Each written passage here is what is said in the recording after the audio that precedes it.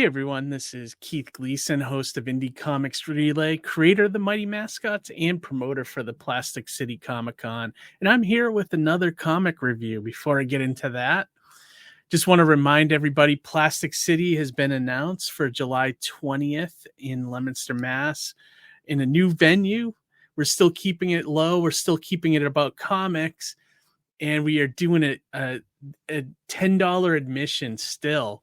Even in this economy where everything's going up, we're trying to stay at $10, keeping kids 12 and under free, with a parent and stuff like that. But just to celebrate comic books and creators and artists and writers, we're still working on some guests for this year, but we're chugging away at it. So check that out if you can, and help us make the convention bigger and better, All right, on to this week's comic review. I am reviewing Zorro Man of the Dead, issue 1. This is put out by Massive Publishing. The writer and artist on this book is Sean Gordon Murphy. The colors are by Simon Gogg. And there's also assistant, looks like Dave Stewart did some colors on some covers here as well. Lettering is by DC Hopkins, and Clay McCormick is the editor on this one. And so this is a new 4-issue miniseries by Massive Publishing. I believe each issue is $4.99, full color, about 32 pages or so.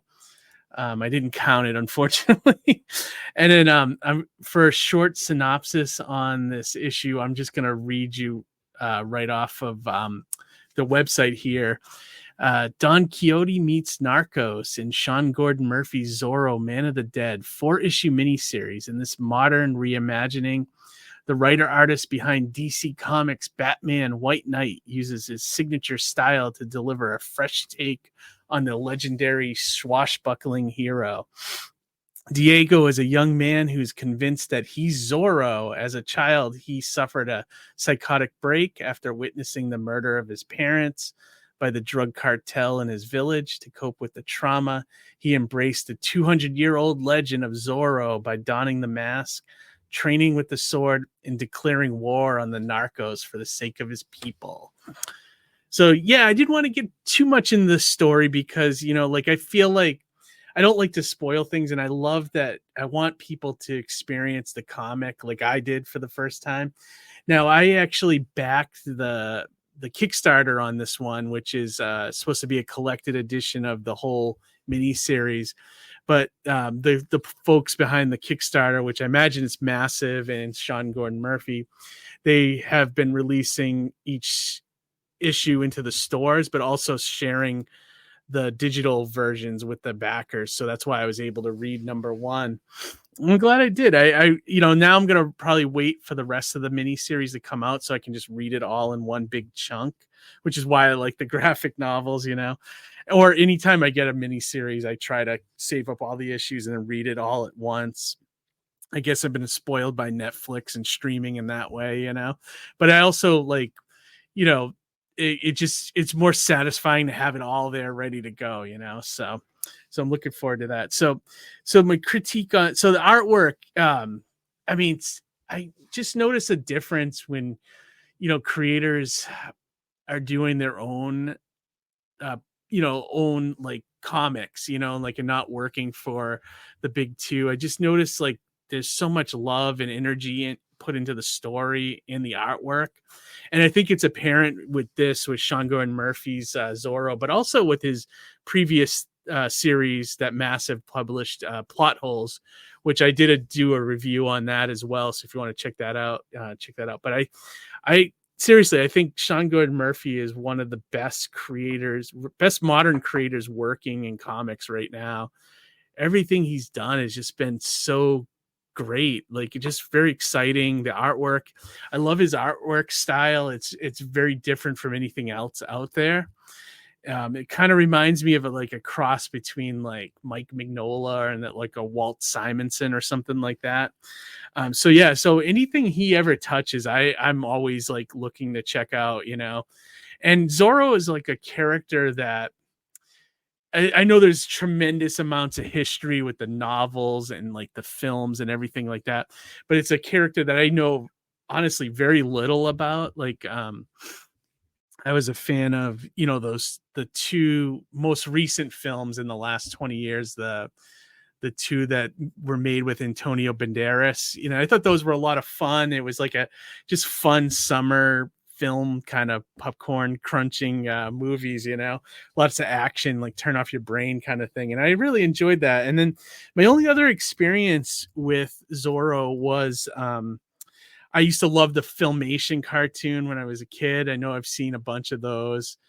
And also when I was a kid, I had the Zorro game for the Commodore 64. So that was always fun, like just to try to play that and try to beat, I don't think the graphics were so good that you could, mark a Z on anybody, but it was very fun. It was like just 8-bit, like, side scroller kind of game, but it was cool to play as Zorro. But whenever I do a review like this, I always like to I do some research on the character and, check out the websites and things like that. And just, I didn't realize there was so many great other comics out there for Zorro as well. Like, I know on the Kickstarter, Sean Gordon Murphy had mentioned Alex Toth, which I always loved his stuff as well. So I went and looked up some of the artwork from that. And I'll put a piece up here so you could see it. But man, I might have to get those as well. Like I have to see if they have collected books of it. And then I was looking at some of the other comic history of Zorro, and Dynamite Comics did I think it was a 20-issue series with Matt Wagner writing Zorro. I don't know how far back that was, but I'm going to try to seek that out because Matt Wagner is another great creator that I really like, and his writing is top notch. So I think I would love to see what he would do with like a Zorro kind of character, But yeah, I really like this, and they've Massive went all out with this #1. There must be, oh my god, I must have counted like at least 10 to 15 covers for this first issue. Some are amazing, but they got some great creators on it, like Humberto Ramos, Joe Quesada, Walt Simonson, a bunch by Sean Gordon Murphy himself, Lee Bermejo, I think is how you say it. But I was like impressed with the caliber of talent they got to be part of this. And yeah, and I gotta recommend it. I loved first issue. I thought it was really good.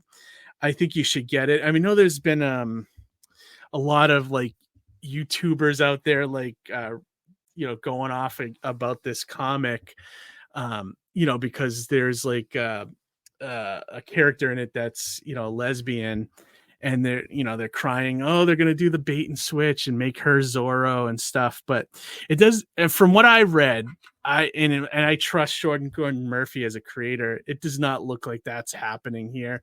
It seems like it's a brother sister team. Like the brother is Zorro, but the sister is maybe the main character, but she's also helping Zorro. I don't know if she's gonna. From the pictures I've seen, it looks like she's gonna be like helping him take down all the villains in this mini series and stuff. So I know that if you've read any of that controversy, I think you're safe on grabbing this. Like I just it's. Just because there's a lesbian character in a comic doesn't mean it's a woke comic, So, and I knew Sean Gordon Murphy wasn't gonna do anything like that. So I'm glad I, kept to my convictions on that one.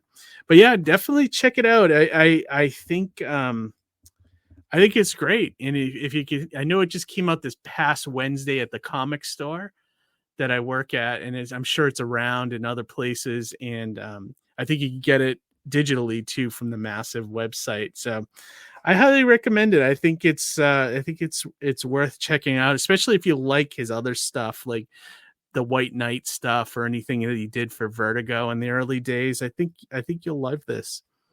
And if you like the Zorro character, I cannot see you not liking this at all, So if you're a Zorro completist, I think you got to have this miniseries, or try to get the hardcover or soft cover when it comes out, from Massive eventually. So I'm guessing if it's comes out monthly, well, I'll probably have a copy of the hardcover probably like April or May. I'll probably have it so I can finally sit down and read the whole thing. So this one gets a thumbs up from ICR. I think it's worth your time, and you definitely could be spending your money on way worse comics, and so I loved it. So definitely check it out. A plus, if you ask me. So all right, everybody, that's it for this review. As always, thank you for checking out the channel. Like, subscribe, help us grow, get more subscribers, and tune in every other Monday night. We do Indie Comics Relay Live. We usually have an Indie Comics guest in studio.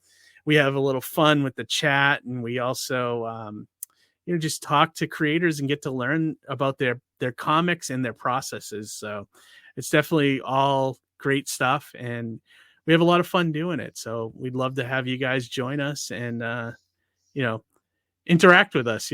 So, but all right, everybody, have a great week.